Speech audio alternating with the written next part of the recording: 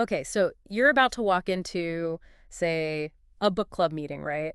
Everyone's going on about The Wizard of Oz, and you suddenly realize the only thing you can picture are those sparkly red The shoes. ruby slippers. Yeah, where there's even in the book. Right. But hey, we've all been there, haven't we? That's why we're doing this deep dive to get back to the magic of Baum's Wonderful Wizard of Oz, the actual book, and Yeah. helping us sort out, what's Hollywood and what's actually in the story is our expert on, well, all things books. Thanks. I think what often gets lost is that The Wizard of Oz is considered like this simple kid's story. Right. But when you look at how Baum introduces it, he calls it, and I quote, a modernized fairy tale, which tells us he wasn't just like making things up as he went. He's drawing on this rich tradition of, folklore and myths. So there's more going on than just like a bedtime story. What kind of deeper stuff are we talking about? Well, think about Dorothy. Okay. She wants to go home, right? That's the whole thing.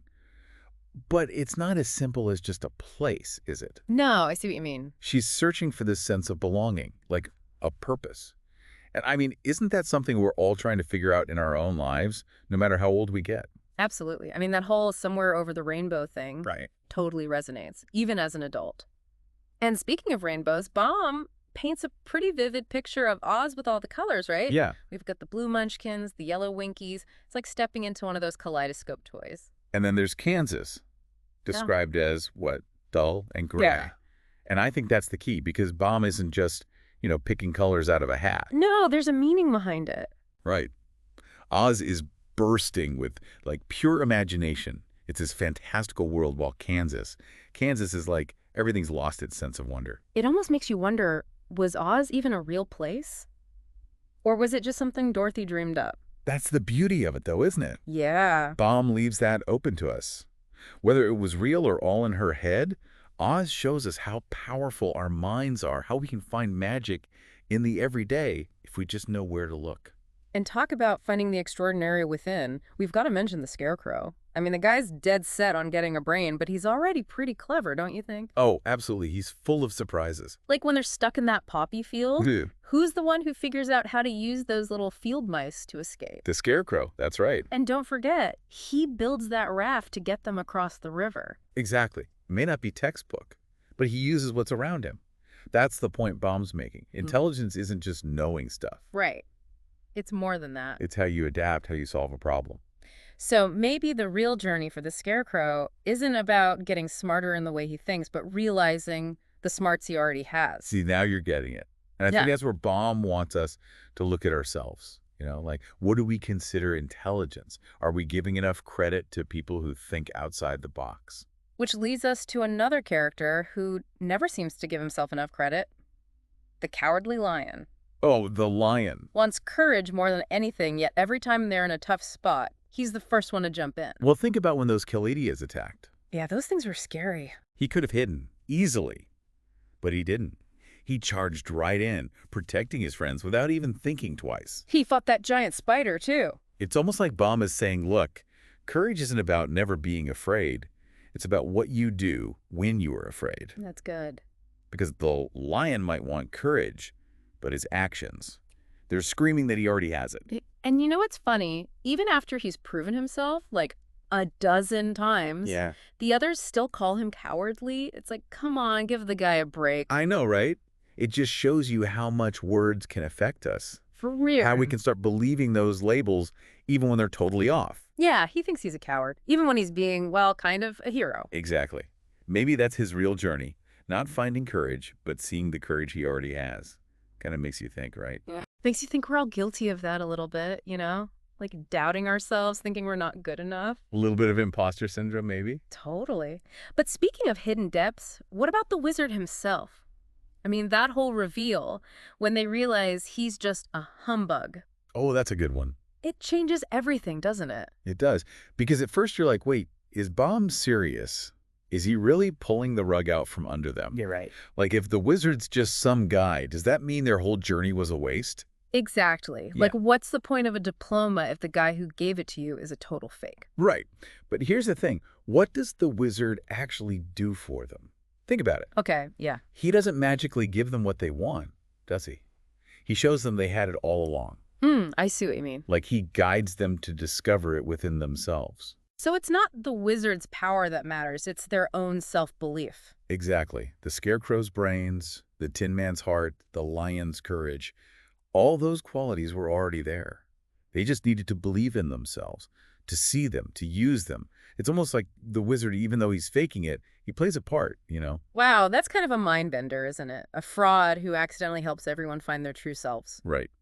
Ironic, isn't it? Totally. It reminds me of that chapter title in the book, The Dainty China Country. Oh, yeah. It's like this beautiful place, but everything's so fragile. One wrong move and it's all over. Sounds a lot like the wizard when you think about it. Right. All this power and grandeur, but underneath it all, just a regular guy. Just as messed up as the rest of us. Exactly. And it makes those little things he gives them even more interesting, right? Like, the Scarecrow gets a diploma. Okay. The Tin Man, that heart-shaped clock. Right, right. And the lion, a dose of liquid courage. I mean, it's all symbolic, right? Totally. Because those objects, on their own, Mm-hmm. they don't mean much of anything, but it's the belief those characters put in them. That's what unlocks something real. The Scarecrow's intelligence, the Tin Woodman's compassion, the lion's bravery, those were always there. They just needed something to make them believe. So the wizard's lies, they kind of pave the way for them to find themselves. Exactly. And it makes you wonder, what if he'd just given them what they thought they wanted right from the start? Right. Would they have learned anything or grown at all? It's like they say, the journey is the destination. Bingo. Sometimes you got to face the hard stuff, even the illusions, to figure out who you really are. And speaking of seeing through illusions, there's another character we should talk about. Someone who watches this whole thing unfold with a pretty knowing look. You mean Toto? I was just thinking about him. He's there for everything, but it's like nothing phases him. Toto's like our grounding force in all the craziness of Oz. Right. He doesn't need a makeover or some big revelation. He's just, Oh, no. he's cool with who he is. Which, when you really think about it, it's kind of the point, isn't it? He doesn't need brains or a heart or courage. He's already content. And isn't that what we're all striving for, really? Right. Contentment, being okay with ourselves and the world, even when it's full of, well, flying monkeys. Maybe Toto had it figured out all along. He's like the one sane guy in a world gone bonkers, just watching it all play out. And speaking of things that aren't always what they seem, let's go back to those chapter titles you mentioned, like Attacked by the Fighting Trees. That's a little darker than I remember Oz being. Yeah. It's not all, singing munchkins and poppy fields. What do you think Baum was going for with that stuff? Well, I think it reminds us that even in a place like Oz, there are going to be tough times. You're going to face dangers. There are consequences to every action, even in a land of magic, Right. And those fighting trees, they could be anything, right? Right. They could be the problems we face in our own lives, or even those inner struggles, the ones we all deal with when we're trying to figure ourselves out. So it's deeper than just a whimsical setting, then. Oz is more like a metaphor for life itself. You've got your good times and bad times, your moments of pure joy, and then, the times you got to fight for what you want. Exactly. And that brings us back to Dorothy, who, let's be honest, sometimes gets overlooked as a character. Oh, totally. Everyone thinks she's just along for the ride, swept up in the cyclone, and then poof, Yeah. back home again. But when you really look at her, she's got this strength, this resilience, Yeah, she's the one who decides to go to the Emerald City to begin with. Exactly. And she never gives up, even when things get really scary, talking trees, flying monkeys. Yeah. She faces it all head on. And in the end, she figures out how to get home on her own, right? With a little help from her friends, of course. Yeah. But that's the thing. She discovers her own power, your own ability to make choices and change her destiny. It makes you wonder, what if those aren't just stories, What if the real magic of Oz was never about the outward stuff?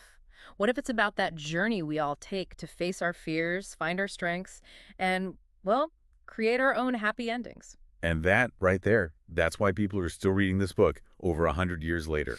Baum tapped into something really powerful with this story, something timeless. So next time you think about The Wizard of Oz, don't just picture those ruby slippers. Remember, there's a whole lot more to discover in those pages. It's a classic for a reason, right? Absolutely. There's always something new to uncover, a deeper meaning waiting to be found. And that's what makes this book so magical.